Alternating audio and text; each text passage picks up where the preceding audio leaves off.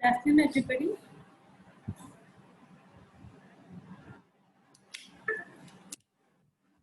Today we are going to discuss a chapter of disaster management. This chapter also will be discussed in two sections. So the contents of today's presentation is introduction, definitions, India and major disasters, types of disasters, and disaster management including the disaster cycle and how to tackle a disaster. So coming to the introduction part, the word disaster is related to astrology, which implies that when stars are in bad position, that a bad event will happen. So it is actually, the word is derived from a French word meaning disastery, where this is bad and asterisk star. So this is the meaning behind the word disaster. So there have been different definitions of disaster given by various organizations. So among them, the most prominent ones, we'll just have a look. So according to UNDRR, which means United Nations Office for Disaster Risk Reduction, previously it was known as UNISDR. So according to them, disaster means a serious disruption of the functioning of the community or society involving widespread human, material, economic or environment losses and impacts which exceeds the ability of the affected community or society to cope up using its own resources. Whereas in India, the Disaster Management Act 2005 has also given a definition for the disaster, where it means a catastrophe, mishap, calamity or grave occurrence in any area arising from natural or man-made causes or by accident or negligence, which results in substantial loss of life or human suffering or damage to and destruction of property or damage to or degradation of environment and is of such a nature or magnitude as to be beyond the coping capacity of the community of the affected area. So disaster, the meaning has been elaborated by different organizations. So ultimately the meaning would be where a grave occurrence in any particular area where the community or the society could not cope up to where there is a loss of human life and also economic loss and degradation of the environment, where the community or society could not cope up with it using their own resources. So this would be the meaning of disaster. And another word which is used in synonymous with the disaster is hazard.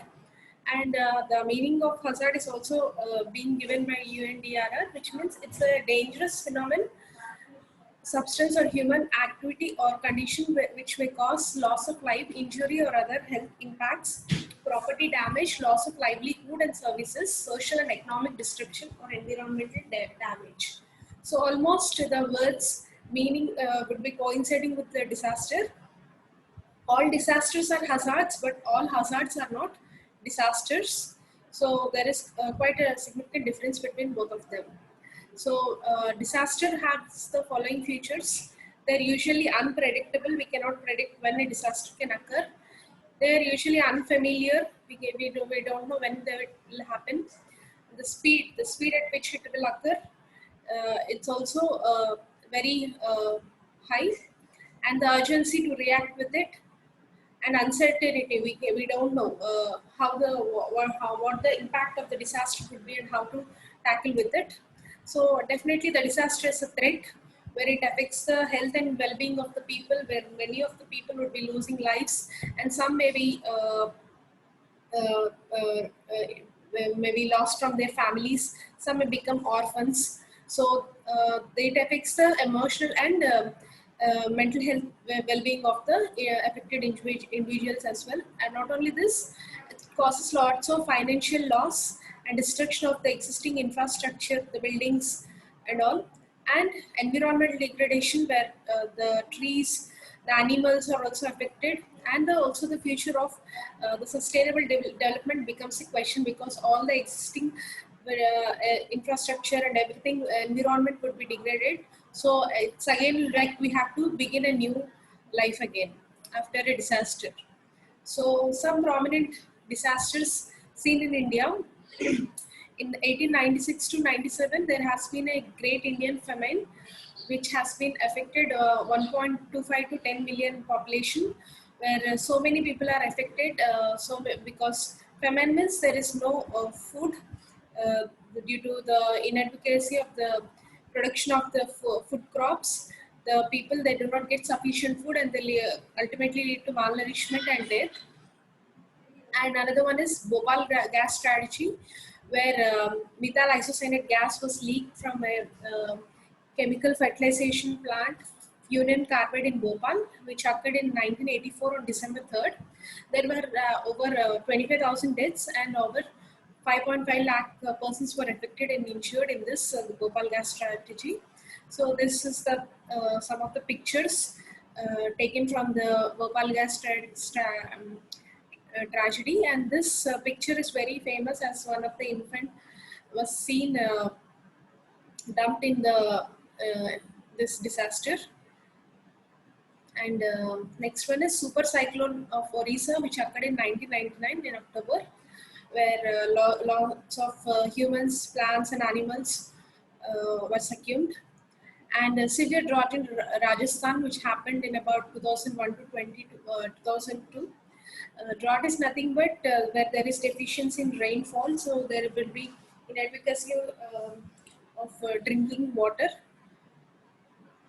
And 2001 Gujarat earthquake, which is a very disastrous earthquake, which has caused nearly 16,840 deaths and left lakhs of population homeless. So these are some of the pictures taken from the Gujarat earthquake.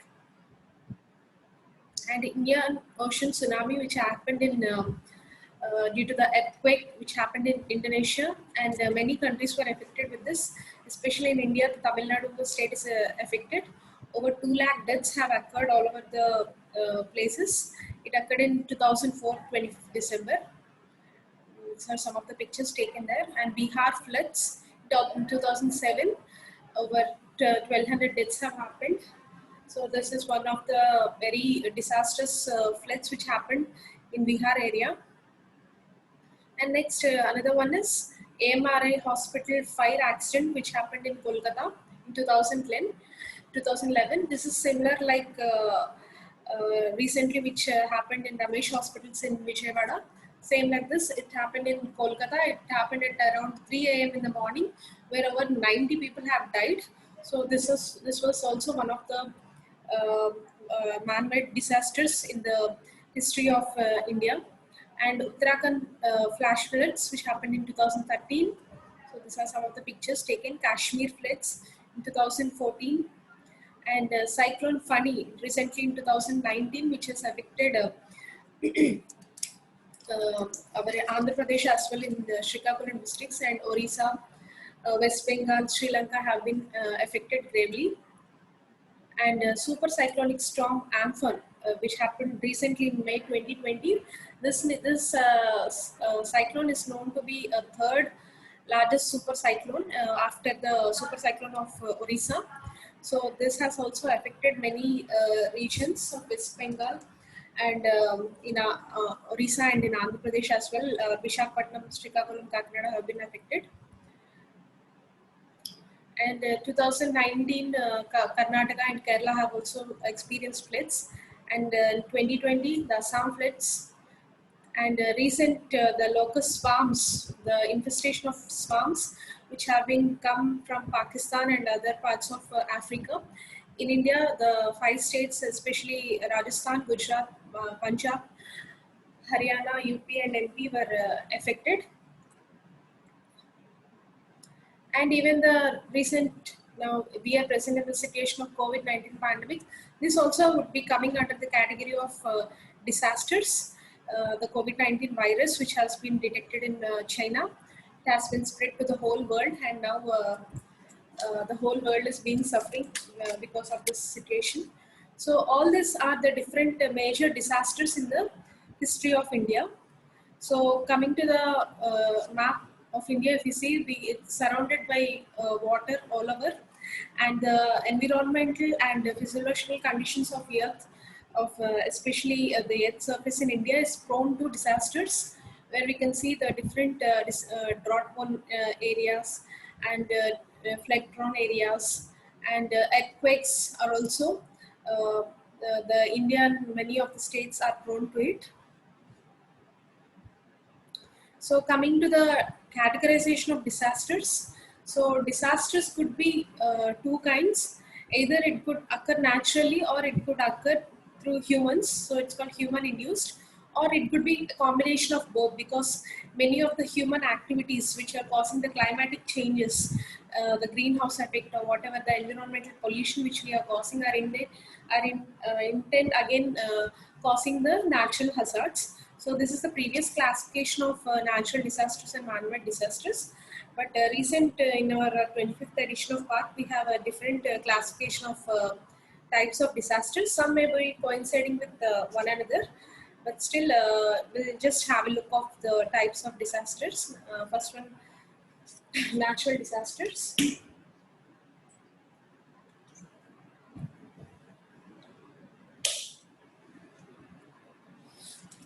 First one is the geophysical category, where we have earthquakes, where there is mass movement of the earth material, and volcanic eruptions, where lava is flown from the mountains, and tsunamis, which are usually triggered by the um earthquakes or volcanic eruptions or mudslides, which usually occur in oceans. And then the waves are the large waves of water are then flooded into the areas. Next is hydrological. This includes all the water-related disasters, floods, which includes flash floods. Flash floods is nothing but where there is sudden flooding of the low-lying areas. Next is landslides. In the landslides is nothing but the sliding of the land, and avalanche means where a pile of snow. We can see in Hollywood movies, right? Like the snow would be just falling from hills. So that is all. That means avalanche, and debris flow, where there is muddy water and the mud flow, rock fall. All these are examples of come under the category of landslides. And wave action, that is nothing but the wind which generates surface waves of water. And meteorological. So in this category, we have a cyclone, storm surge, tornadoes. Tornadoes are nothing but rapidly rotating column of air, which is in contact both in earth as well as with the clouds. And some extratropical storms, high winds, all would be coming under here, this category. And cold waves and derecho. Derecho is nothing but windstorm with thunderstorms. And extreme temperatures, like in summers we usually face extreme temperature where many people die usually with that also. And in cold countries we have fog, frost. That hail means it's nothing but the pellets of frozen rainwater which fall down as stones. And lightning, heavy rains, sandstorm, dust storm. This is usually seen in deserts. And snow, ice, winter storm, blizzard. This is seen in snow countries. Next, climatological, under this category, we have droughts. Droughts is nothing but, I told you, where there is deficiency of rainfall. So there is no water facilities for the affected regions. And extreme hot or cold conditions, I told some conditions would be uh, placing in both the categories. Forest wildfires, we have seen recently the forest wildfires which occurred in Australia and all, even in India also. And glacier lake outburst, where the thick ice layers are broken down. And subsidence is nothing but the gradual or sudden sinking of the earth's surface. And the next is the category of biological, where we have epidemics of viral, bacterial, parasitic, fungal or prion infections. So the COVID-19 would be coming under this category of epidemic. So epidemic, it has turned into pandemic. And next is the insect infestation. So the example is our locust swarms which have occurred recently. So any bug infestations, any insect infestations, all affecting the plants and animals, all would be coming under this category. Okay. So these are all the natural disasters which occur naturally. But another category is the human-induced disasters, where humans play an important role in its causation. The main reasons for this human-induced disasters is increase in population and rapid urbanization and industrialization which is happening. And within the high-risk zones, there is lots of development which is happening. So recently we have seen the gas leak which has occurred in Vizag. The high risk zone, it's a high risk zone because it's all surrounded by population. They should not construct any industries, but still the industry has built in, and due to the gas leak, some few people have died.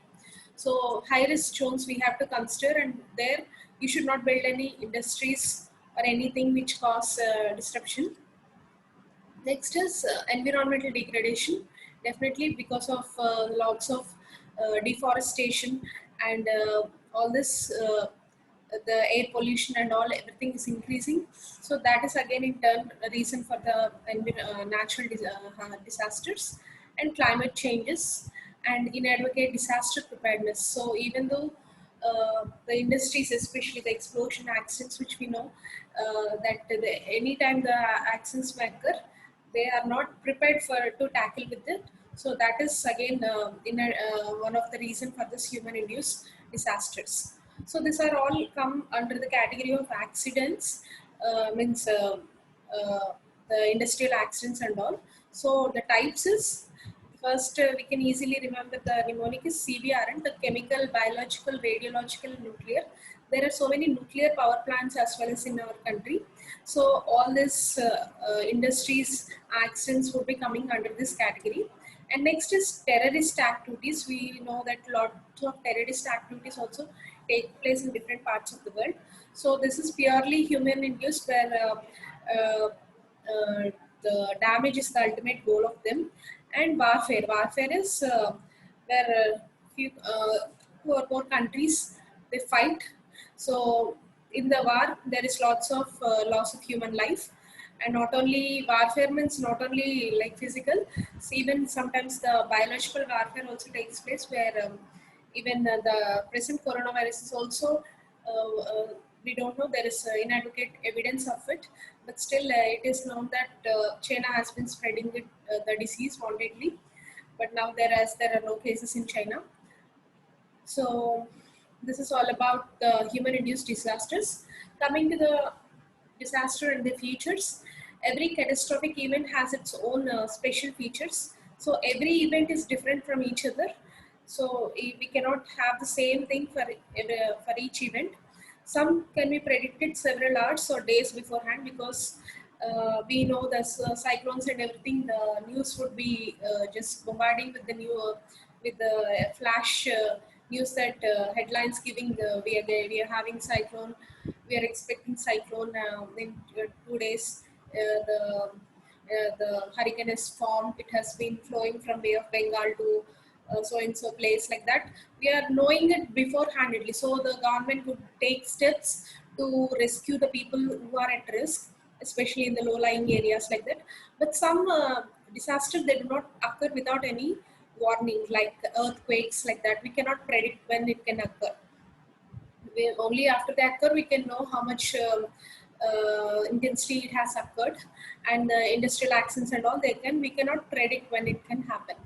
So the number of injuries and deaths will depend upon the type of the disaster, and how much population is present in that, and what is the condition of the environment present, and how much preparedness, how much the degree of preparedness is already having in the community, and opportunity of the warning. That is how we can predict it before, so that we can give a warning, so that the people can be alerted to get safe from the disaster. So all this would be determining the how much of injuries and deaths can happen. So injuries usually exceed deaths in case of explosions, earthquakes, and typhoons, hurricanes, fires, and all. Whereas deaths would be exceeding injuries in landslides, volcanic eruptions, tidal waves, and floods, because the intensity is very high in this kind of disasters. So we'll just discuss one by one. Earthquakes, there is high level of mortality, as people would be crushed by the falling objects, and usually people living inside the houses or nearby the tall buildings like that, they are at higher risk. And if you're in an open area, the risk is very less.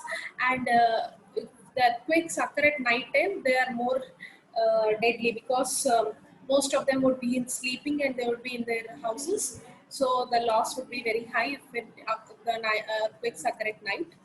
And and usually in the night time, if the earthquakes occur, the fractures of pelvis, thorax, and spine are common. Whereas if during the daytime, because the people would be moving and or standing like that, so the injuries to the arms and skull would be common. And in volcanic eruptions, mortality is usually high in case of mudslides and glowing clouds. This is some of the example. Glowing clouds is nothing but when if you see in these pictures, the volcanic gases and all the volcanic matter would be rising high into the atmosphere. So all this would be forming like a cloud, and this would be moving at a very high rate. So these are called as glowing clouds, which are erupted from the volcanoes. So here the deaths are very high if the people, there is close by residential areas. And there will be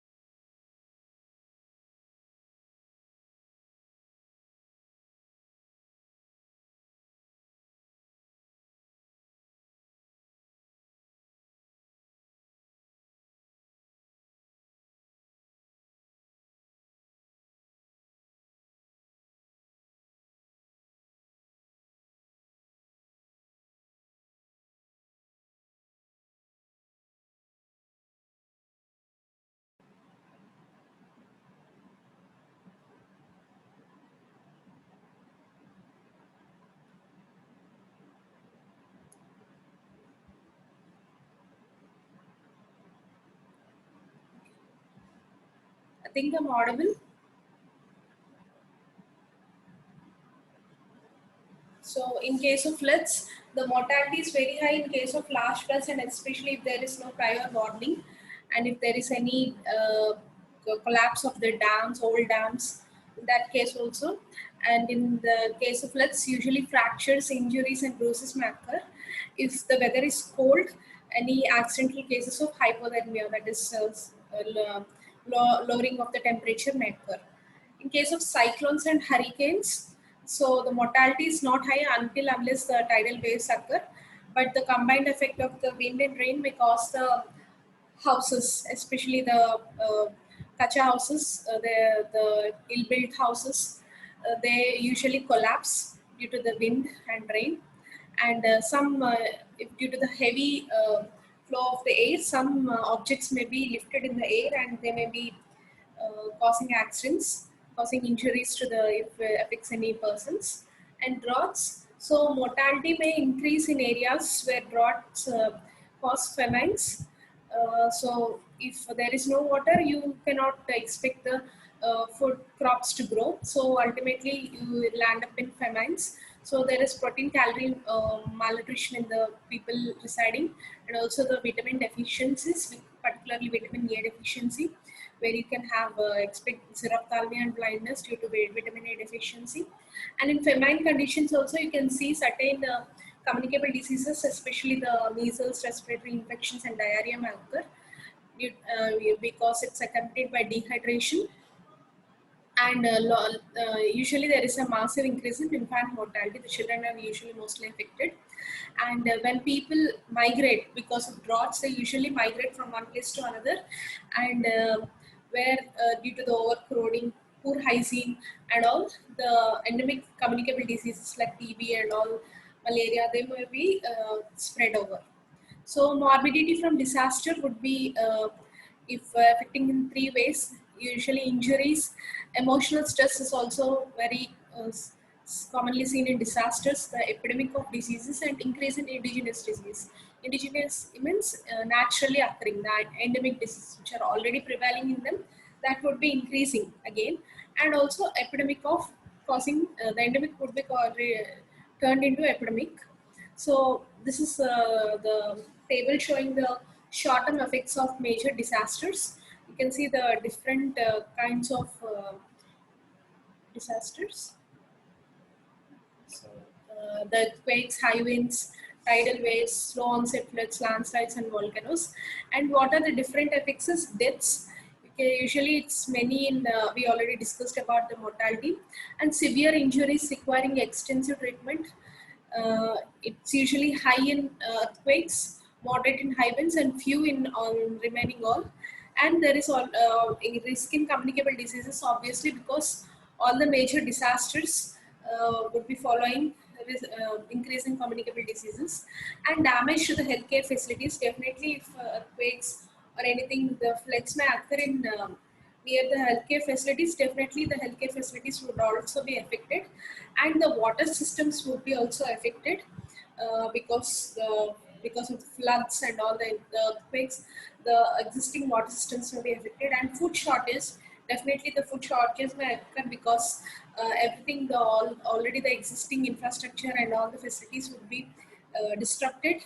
So everyone would be just spread off. They will not have their own houses. They don't have their belongings and everything. So definitely the shortage of food would be there, and major population movements. This is actually rare in case of earthquakes or high winds, but floods and all, landslides, volcanoes, there is major movements of migration of the populations.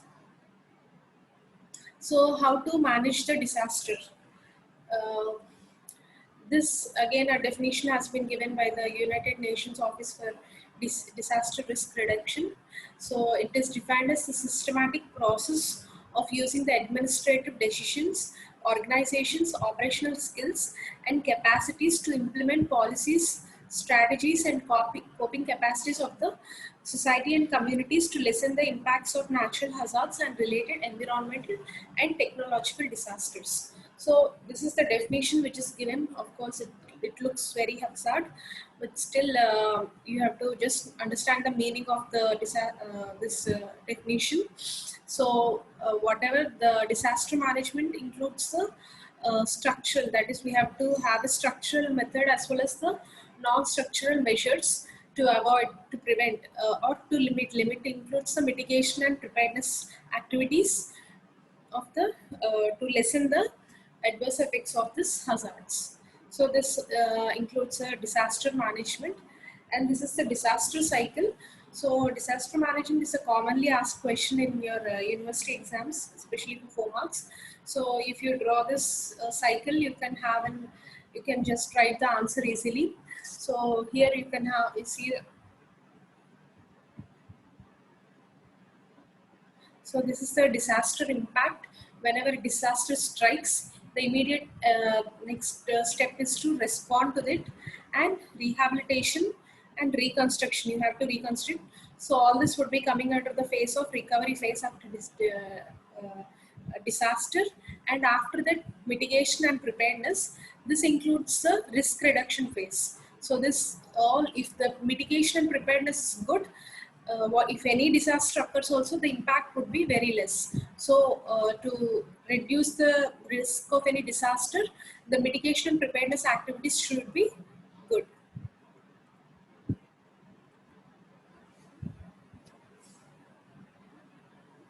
Okay. We'll just see the steps one by one. So coming to the disaster impact and response. So immediately when a disaster occurs, you have to attend to the injured individuals. So you have to provide them medical treatment for the casualties. So not for all kinds of disasters, when floods occur or anything, we need not give any medical treatment. But in case of earthquakes or any industrial accidents or explosion, you have to give the immediate medical treatment immediately. So most of the injuries would be sustained during the impact, and the first need, the greatest need would be in the first few hours. So the first few hours after a disaster is very important, because there you have to provide the maximum treatment or whatever required, so that the deaths or injuries can be lessened. So this is divided as follows. First, you have to search, rescue, and provide first aid and field care. Next is triage and stabilization of victims, hospital treatment, and redistribution of patients if necessary. So we'll just see the steps one by one.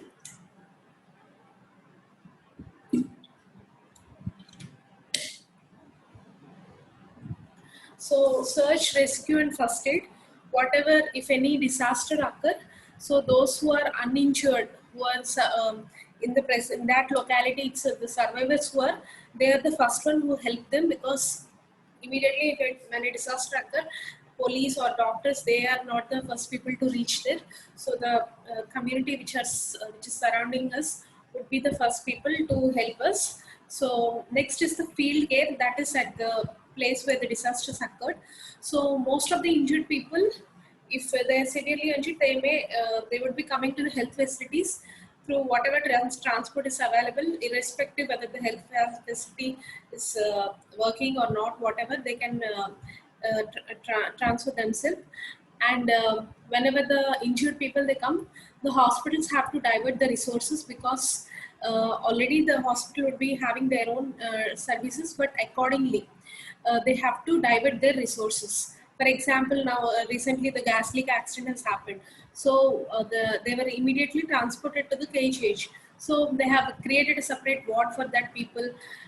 So immediately what the doctors, nurses are diverted to provide them services. So there should be an immediate response from the hospital side as well, and the bed, surgical services, food and shelter should be provided to the victims.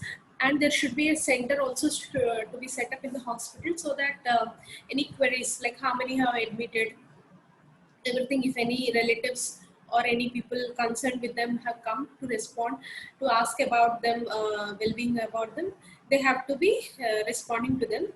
And the dead, and if any people are found dead, you have to identify them, and the proper mortuary space should be provided for all the dead patients as well. So this is in the field level. And triage is nothing but we all the victims, that is whoever are affected by the disaster, we have to provide care to them, but we cannot provide equal amount of care for everybody. So we would be prioritizing them according to their how much they are affected and what is their status, in the sense they are old, young, or they are having comorbidities. So depending upon them, we have to prioritize them. So we have a color coding system in the triaging of this in case of disaster. First of all, if you see this diagram, in a particular area, if any disaster has happened, suppose a gas leak or an earthquake or whatever has happened, so first is the red category. This is a high risk category where you have to provide immediate care. That is, if you provide the immediate care, the patient is known to improve. He can be rescued. He can be he has to be provided immediate treatment. So that kind of patients would be coming under the red category. Next is the yellow. Yellow means it's a medium priority. You need not provide the immediate care. You need not stop any blood which is flowing, or you need not provide oxygen like that. Okay, they need fractures like that. You can just delay the treatment. So all that people would be coming under the yellow category. Next is ambulatory patients. That is, they are walking. They're wounded, they're affected, but still they are able to walk, so that they can do their work. So that kind of patients would be coming under the green color. And another one is the black color. Black includes the dead. So already they are dead, we cannot do anything about them, so that those people would be categorized as black color. And even the moribund patients, moribund means those people who are at the terminal stage. Actually, moribund patient means you have to provide them the immediate treatment, but still, even if you provide also, there is no source of rescuing them. You cannot rescue them, so you can just you would be classifying them as black category. So the dead and moribund patients would be coming under the black color. So immediate care would be coming under the red. You have to ship them immediately to the hospital. You have to provide them first aid and then ship to the hospital. And there's next to the yellow medium where you can delay the treatment. You can have a casualty collection point where you can treat them accordingly. And green color, they are walking. You need not ship them to the hospitals. So this kind of yellow, green color, the green coded patients, they can be treated at homes. You need not transfer them to the hospital. So those kind of cases can be treated at home itself, home or whatever rescue shelter wherever they are present. You can just leave them there. So this is again the same thing. Red is immediate care, yellow is beyond delayed care. Even yellow also urgent but not immediate care. That's a two category. Regardless of urgency, if it has poor survival, it is yellow prime, and urgent can wait 40 to 45 to 60 minutes after stabilization, means it would be coming under yellow. And next is the green minor care, and black is dead. So next, after triaging, you have to tag the patients. That is, here you can see in the picture, that person has stride with a tag which is having all the details of this. And this is the front and back uh, picture of the tag of the triage, where it includes all the details of the patient, like the name, age, under what place of origin, where he has where he does he belong, and triage category, whether he's red, yellow, green, or black, and what diagnosis is, a fracture or a head injury or whatever. Okay, and next, initial treatment, whatever the first aid treatment you have given, that also you have to write in the triage tag, so that if they are after shifting the hospital, after shifting to the hospital, the doctor can have a look what initial treatment is given, and he can further follow up the patient. Next is the identification of dead. So the black category patients, the dead actually should be given a high priority, but unfortunately in a disaster we cannot do anything about them, because we have to save the lives of the remaining people who are alive, and who are in the red category. Like we should have we have to provide immediate care to them.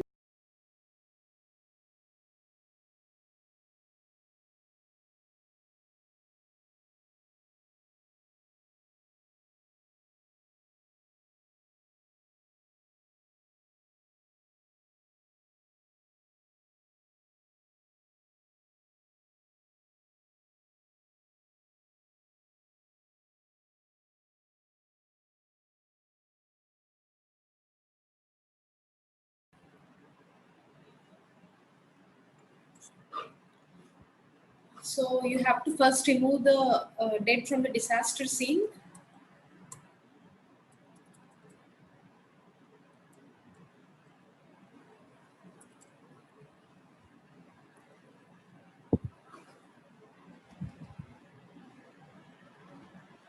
And ship them to the mortuary. You have to identify like who is that person, because in the disaster situation, all there would be jumbling of people, so we don't know who is who. So it's good if the patient, if the dead person is identified, and whoever the relatives are concerned, you have to provide the body corpse to them.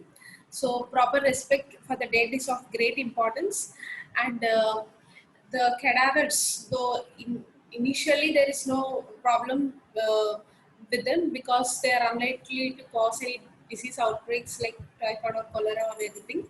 But still, if the human bodies are just left like that and they are thrown into the water bodies or streams or wells, so definitely there would be chances of gastroenteritis or food poisoning.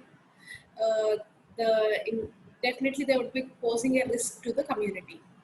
So next is the relief phase. So relief phase, this phase starts whenever the assistance from outside would be starting. So most the immediate health the supplies required for any area would be the health supplies, definitely the medicines, the injections or whatever for the treating of the casualties and preventing the spread of the communicable diseases. That would be the immediate requirement. And next, after the initial emergency phase, we have to provide the food, blankets, clothing, shelter, sanitary engineering equipment, construction material, wherever there is any building problems and all. So all these supplies would be required. So the main principal components in managing humanitarian supplies would be, first you have to acquire the supplies either to the immediate persons who are present nearby, or they may be shifting from some other regions, like in case of recently in Hudhud, where there is no power, there is no food and all. So immediately they have shifted food supplies and all, they have thrown from the helicopters and all to the affected places. So first you have to acquire the supplies from different regions, and then you have to transport them to the needed people, and storage is also equally important, and then you have to distribute to the necessary people who are in requirement. And next, another one is the epidemiological surveillance and disease control. So definitely, after disaster, there is increase in the spread of the communicable diseases. So what are the different mechanisms by which the spread is? Overcrowding and poor sanitation, where the temporary the shelter homes, they would be provided.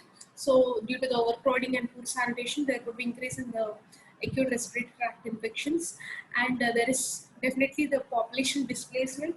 They would be migrating from one place to another. So there is introduction of communicable diseases to the already naturally occurring or the migrant population, both are susceptible. And definitely the water supplies and all, they would be damaged. So because of this also, and disruption of routine control programs due to the diverted work, because all the existing personal health personnel or whatever, they would be diverted to this disaster. So the routine programs which are the already existing, they would be disrupted, like as in the present situation if we see, everything everywhere it is only COVID. The other diseases and everything are neglected. The vaccination program or whatever, the RNTCP or whatever, everything is being neglected. The only the present everything the this focus is only on COVID.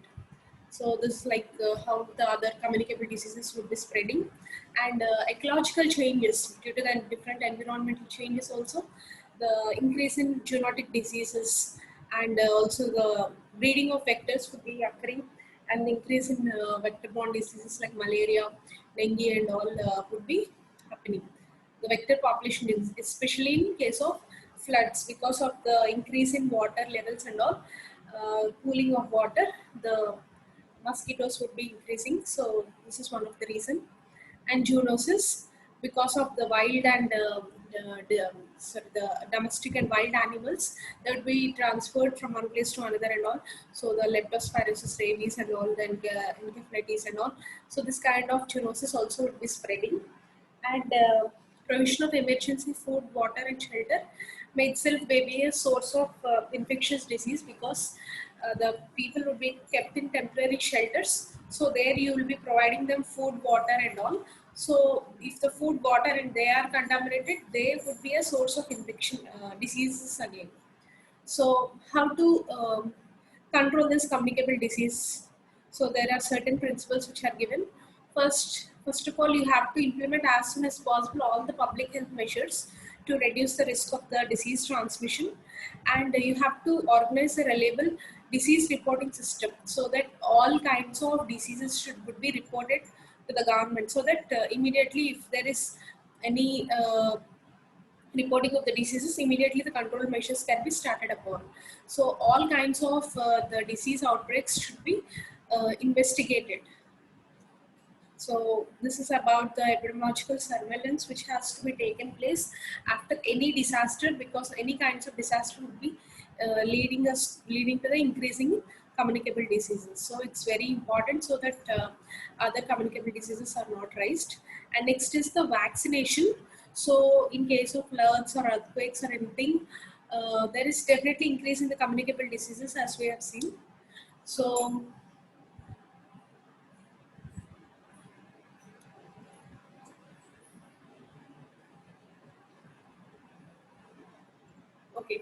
So actually, there is no need of any routine mass vaccination of the vaccines. So WHO does not recommend any kinds of mass vaccination. So though if the vaccines are newer, they are more efficient. Most of them are multi-dose. If you give one vaccine, it's not enough. The multi you have to give again booster doses and all. So the compliance would be poor, and the actual necessity would not be fulfilled. So definitely vaccination requires large human resources with that. We have to employ the ANMs or nurses, doctors, whatever. So instead of using them from vaccination purpose, you can use them in the treatment purpose, because that is the need of the hour. And next is the definitely vaccination. You cannot just do like that. The sterilization activities, the injection techniques. So you have to supervise them, because that in turn you should not again increase any kind of other diseases. And the mass vaccination in terms would be giving a false sense of security, because they think that they're vaccinated and they will be feeling that okay, we are immune to it, and they would be neglecting the control measures. Just like in case of COVID-19, if we get a vaccine and if we get the mass vaccination, what will happen? We will not follow any kind of control measures, and we will just already we are everybody is roaming around without any use any preventive measures or control measures. So vaccination itself will be giving a false sense of security. But definitely in COVID-19 we need vaccination. But I'm telling regarding in other disasters, so, but vaccination is important for healthcare workers, because they are at the front line and they would be exposed to a lot of cases. They would be seeing a lot of people. So, definitely the healthcare workers must be vaccinated, but it's not required for regular community. So instead of mass vaccination and all, supplying of safe drinking water, the proper hygiene, sanitation, proper disposal of excreta, this would be a better strategy in combating the communicable diseases. And even tetanus also, if in case of earthquakes or anything, you did not mass vaccinate everybody by giving tetanus boosters. Instead of that, if the population is able to maintain good herd immunity by the regular immunization process, that would be a very good method in tackling the problem. So in case of any disasters also, we should ensure that the regular normal routine immunization programs are not disrupted. Next is the immunization. So definitely after a disaster, so all the nutritional status of the individuals would be affected, especially in case of infants, children, pregnant women, nursing women, and sick persons. The elderly persons, they are more prone to the nutritional problems, especially in droughts, floods. The nutrition is severely affected. So the immediate steps would be immediately after the disaster, you have to assess the food supplies of that, whatever the available food supplies are there, and you have to gauge the nutritional needs of the affected population, like how much food or in quantity and quality we have to require, depending upon the type of persons, whether they're pregnant or whatever. Next, you have to calculate the daily food rations and the need for the large population groups. You have to calculate for the whole population. And at the same time, the nutritional status of the affected population in the disaster, they have to be monitored regularly. So nutrition, you have to maintaining the nutrition is very, very important after a disaster. Next is the rehabilitation. That is, you have to bring back the situation to the pre-disaster, like how previously it is there before the disaster. You have to bring everything, the situation under control to pre-disaster situation. So this should be beginning immediately after the very first moment of the disaster. So first you would be, everything would be casualty care. Immediately you will be doing the triaging, the first aid, everything. But later gradually you will be shifting to primary healthcare services, that is OP based and all. So, and the priorities also would be shifting. Immediately the priorities would be shifting from healthcare to environmental health measures. So public health measures to control the communicable diseases or whatever environmental problems and all. That would be, there will be a rapid shift in it. So in rehabilitation phase, main thing we have to be concentrating on the water supply, because water supply is definitely it would be a source of again spread for the communicable diseases. So chlorination is the best effective strategy to ensure the water quality. So chlorination, though it is done in a regular process, in times of disaster we have to maintain the chlorination. So the residual fluorine should be increased to 0.2 to 0.5 milligram per liter. And next is the food safety, especially the kitchen sanitation. Those working in the kitchen, they have to be hygienic, and all the substances which is used in the food preparation should be safe and all. So that way we have to maintain the food safety and also the basic sanitation and personal hygiene. So wherever the people they are kept in the temporary shelters, they have to be provided the emergency latrines, the separate washing facilities, bathing facilities, and everything should be provided so that the sanitation and hygiene is maintained. Next is vector control. Definitely, the health measures should be taken to control the vectors so that there is no increase in any mosquito-borne diseases or whatever. So all this would be coming in the phase of rehabilitation. Next is the disaster mitigation. This includes all the pre-disaster. So before any disaster occurs, or whatever, if after a disaster occurs, what can we do? If the disaster strikes again, what can we do to reduce the impact? If suppose we had Hudhud last time in Vishakhapatnam. So again, if a cyclone like Hudhud occurs, what can we do? So all these measures would be coming under the mitigation and preparedness. So both would be synchronizing. So we'll see what is disaster mitigation. So this includes all the measures which are designed either to prevent hazards from emergency or to lessen the likely effects of the emergencies. So measures would be including the different. So it is different for each kind of disaster. So everything would be different. So in flood mitigation works, and appropriate land use planning in case of earthquakes, and also improved building codes for earthquakes. So some earthquake proof houses are also being built. So the quality of the houses or the schools, the healthcare facilities should be good. So that if the apartments and all, if it is of poor quality with very less severe density of earthquake also, the buildings may collapse. And reduction or protection of the vulnerable population and structure. Like in case of floods, the low-lying areas, such kind of the post persons who are living near the sea, the fisherman population and all, so that they have to be protected. So ultimately, the disaster mitigation would be aiming to reduce the vulnerability of the system. It mainly focuses on the long-term measures. It's not about the just immediate measures, but the long-term measures for reducing or eliminating the risk from disaster.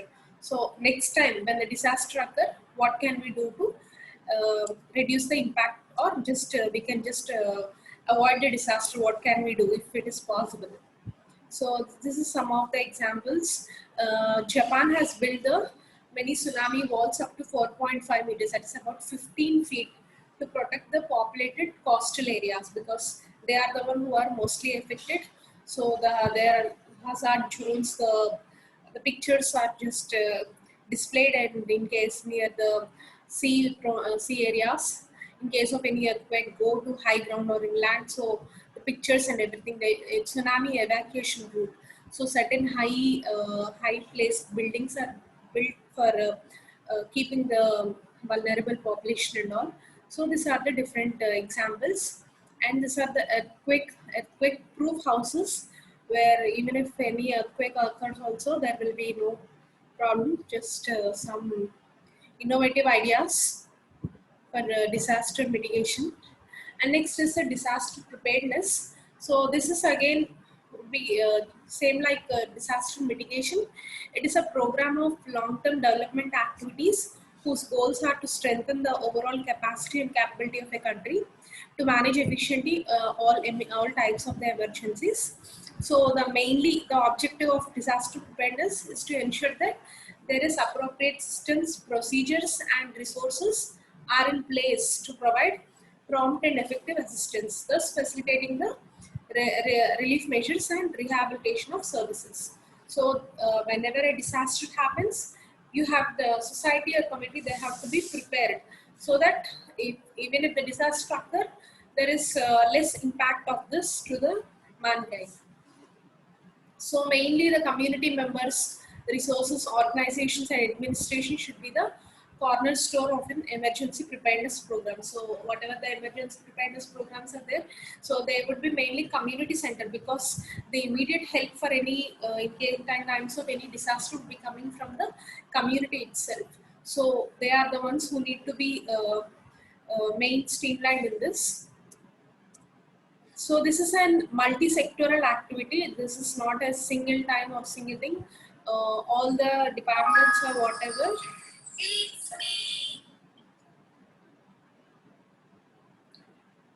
So whatever it should be, yeah, all they have to be integrated and coordinating to provide the activities. So disaster preparedness is an integral part of the national system, responsible for the developing programs and plans for the disaster management, including all this would be including the preparedness, mitigation, relief, rehabilitation, whatever. Everything would be coming under the responsibility of the national system. So, under the disaster preparedness, what are the different tasks? First of all, you have to evaluate the risk of country or region for disaster. First, you have to know like what kinds of problems are this region is prone for, earthquakes or tsunamis or floods or whatever. So you have to adopt certain standards and regulations to handle in case of the disaster. For any industries or anything, you have to have the standards and regulations, and organize the communication, information and warning systems. So if the warning systems are present, you can immediately alert the people, so that the impact of the disaster is less, and ensure coordination and response mechanisms. So immediately through the media, whatever, you have to ensure the coordination and whatever to respond by the people. And also you have to ensure that there is available financial and other resources, so that they can be mobilized in times of disaster. So some amount of money and all the resources should be kept in place for this purpose. And the public education programs, the public also must be educated regarding the disasters and all, like what they are prone for, especially in, for example, in fishermen and all, they would be nearby living in the coastal areas. So whatever they are prone and everything, what they have to do when high risk is announced by the government, everything they have to be educated regarding it. And coordinate the information sessions with the news media. Definitely, the media will be playing a very important role in spreading the information, and organize disaster simulation exercises that test response mechanism. What does this sentence mean? It means that disaster simulation means the disaster will not occur, but it's like a drill. They will act like there is a disaster happening and what you have to do immediately. So it is just for the training of that particular locality. Any certain volunteers, health volunteers, some NGOs or whatever, they would be taking up this simulation exercises, so that what to do in times of suddenly if any disaster occurs, the mind would be empty, because we don't know what to do immediately in times of that. But if there is a simulation exercises, there is a prior training, you can act readily if in times of disaster. So warning systems. So this is appropriate warnings are to be issued to people in disaster prone areas, so that the measures can be taken before the disaster strikes. So Indian Meteorological Department, this plays a very key role in for warning the disasters, floods or cyclones or whatever. So through the satellite imaging, so through the present advanced technologies, the satellite imaging, cyclone warning radars, inside disaster warning systems. So these are installed in many coastal or areas, so that immediately we can know and we can warn the people residing in that.